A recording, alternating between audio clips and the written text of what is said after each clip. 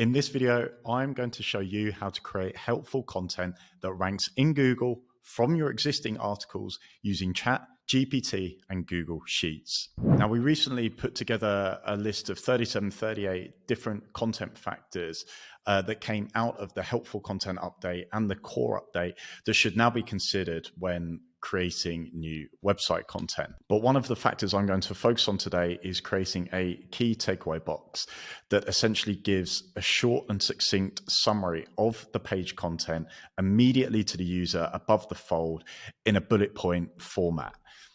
I recently shared on my LinkedIn how you can create a page summary using ChatGPT and Google Sheets, and this is what I'm going to take you through. Now, although I can't disclose the client that we did this for, of course, I am seeing many more sites starting to adopt this approach, whereby they're aiming to provide as much value, answer the user query, answer the title of the content as high up on the page as possible, way above the fold. The idea being that if the user does want more information, they will then subsequently scroll below, find that information, and therefore this is deemed as helpful content by Google. And one site that I came across literally just sort of 10 or 15 minutes before jumping onto this video is this grillfrenzy.com.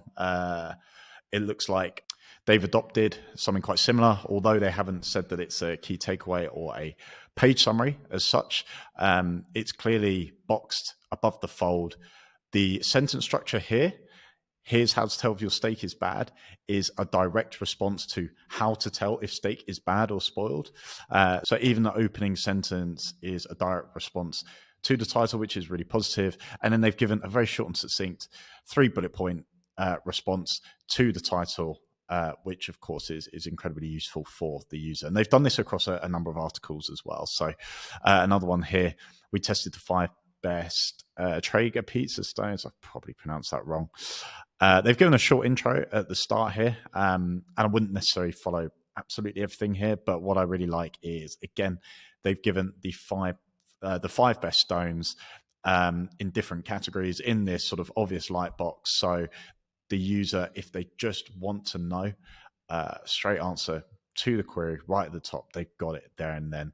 And these are guides that have been rewarded to some extent in the last month or so following the helpful content update.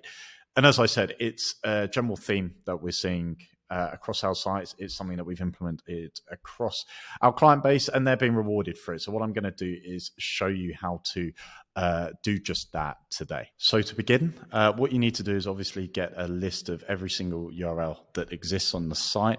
So typically what I will do is jump into Screaming Frog, crawl the domain, export every URL from Screaming Frog into Google Sheets. And typically I'll include the word count as well. Now, if you've got a page or a set of pages that are under 100 or 200 words, maybe even up to 300 and 400 words, I'll say that there's an argument to make that it's probably not worth adding a page summary in. Now, we know from Google's own documentation that the AI classifier that is used to assess helpfulness of content, it's naturally going to have a token limit. And essentially, there's going to be a set amount of content that it will crawl on a specific page before it stops.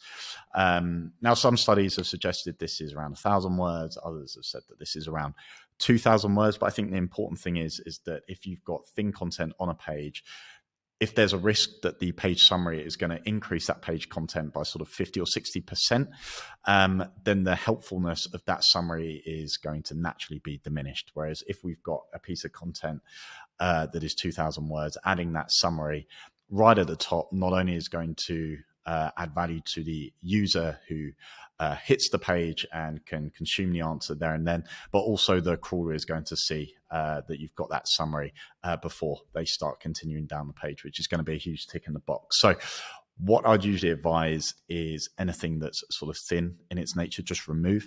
And of course, when you have your a URL list like this, like not all these URLs are going to be relevant, right? So I've got a blog landing page, I've got an earnings disclaimer, I'll have a privacy policy, terms and conditions, etc., etc.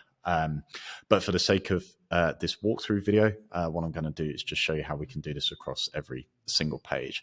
So once you've exported your URLs into the Google Sheet, with your word count. I've sorted some of these out to get rid of the URLs that are under 100 words or 200 words, I believe.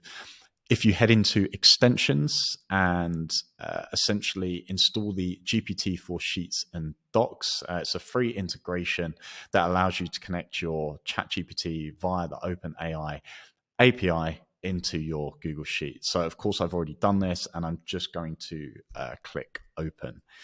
Now, what this does is it opens the GPT for Sheets side panel on the right-hand side.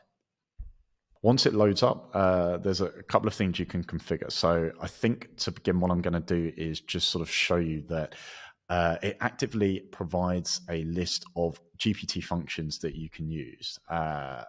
It explains what it is with an example formula as well, which is, of course, really useful.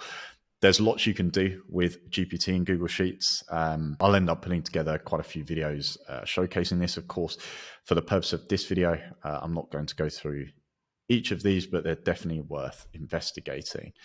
Where you may wish to configure the settings before running this prompt is if you jump into the default settings. Now you can choose the model that you want to run on. So typically for something as simple as generating a page summary from content that we already give the AI, GPT 3.5 seemingly does the job absolutely fine. Now, of course, we can use GPT-4. Of course, the cost of those tokens is substantially higher. So do bear this in mind before you run a prompt on GPT-4. And typically, when we don't need as much sophistication from the AI, 3.5, I believe, represents best value. So what I'm going to do is keep this to 3.5 for the purpose of this, but of course you're free to use GPT-4 if you wish. Now the page summary is where I'm going to run the prompts. So I have written this down and I'm just going to copy it over into here. What you have in front of you is equals GPT, open bracket, A11. So in this case, this is the cell with the URL, comma. And then the prompt is the following chain of text in between the open and close speech marks. So what it says is crawl this URL. So obviously referencing A11, strictly only using the page content. Now, in this instance, we don't want GPT to use any of its existing knowledge base of the subject, which in this instance is sort of outdoor activities. We just want it to use the page content that we've already given it to create the summary. We don't want it to use any external factors within this summary. So strictly only using the page content. Summarize the content as a key takeaway in a maximum 3 bullet points. Now, of course, you might want to change this a little bit around if you want, maybe one succinct bullet point. If you've got a really, far shorter article, you may want it as a paragraph. For the sake of this video and what we've been doing for our clients is outlining 3 bullet points because we felt that this would at least give at least an 85% accurate summary of the preceding page content. So we found that this is the most effective middle part of the prompt at the moment. So summarize the content as a key takeaway in maximum 3 bullet points. Use the same tone as the page content. We know how these models can sometimes go super informal or super formal. So just keeping that in check. And then as a fail safe, I would always ensure that it's free from spelling and grammatical errors as well. And then quite simply, add in the speech marks, close the bracket as you would with any formula, and then hit enter. And typically this might take 10 to 20 seconds. And then what you should do is essentially assess the prompts or assess the response against the page content. So what I'm going to do is open up the page. Now, as you can see, the title is Reasons Outdoor Play is really important. We give a bit of an introduction here. As I said, this is slightly older content. Now, if I jump into my page summary, outdoor play is important for children's physical development as it allows them to engage in activities that promote strength, coordination, and overall fitness. So obviously, the title of the article is Reasons Outdoor Play is really important. And we've essentially answered it in the first bullet point there. The summary, second bullet point, then states outdoor play has numerous benefits for child's mental and emotional well-being, as it provides opportunity for creativity, problem-solving, social interaction, which again meets the user query based on what the headline of the article is. And then finally, outdoor play helps children develop a connection with nature and fosters a sense of environmental responsibility. So this looks like an accurate page summary based on the page content that we've got outlined down here, which is really positive. So once you're happy with the first prompt, what I suggest is essentially just putting it down, and then the prompt will populate throughout the sheet referencing the URL that sits in column A. Now, one thing to bear in mind with this is that every time the page refreshes, this will rerun the prompt. So you really need to take care with, if you were to send this URL to other sort of members of staff or people to check, every time they open the Google Sheet, the prompt will rerun. So once we check a few of these and they all look okay, I highly recommend that you highlight the column, you copy, and then you paste special. And then what you've got is just the values, just the responses, and we no longer have the GPT formula tied to this specific box. And there you have it. We've got a page summary for all of our page content. This summary can be inserted above the fold, straight under the introduction of the page content, outline it as a key takeaway, a key summary, a quick answer, something that will indicate that this gives the answer to the preceding page content. If the user doesn't have a great deal of time to dig through all the details and they just want the answer to the heading or answer to the query that they've searched, that's going to be a huge tick in the user experience box, but most importantly, it's going to be a huge tick in the Google box as well. Google is now far more likely to deem these pages as more helpful than potentially a competitor that doesn't provide a key takeaway such as this. Now, of course, the caveat is that this is one item, in the essentially the 37 that we've given down here.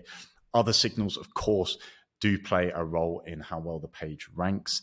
And of course, the final caveat to this is that this does not take into account the actual page quality as well, the content quality. So when we build from the ground up, essentially what we want to do is make sure that we have the content quality there first, make sure we offer the depth to the specific subject heading, and then summarize it as the last thing. So important thing to consider. If you have any questions, if you've tested this, then please let me know. Otherwise, please like and subscribe to the page, and I'll see you on the next video. Thank you.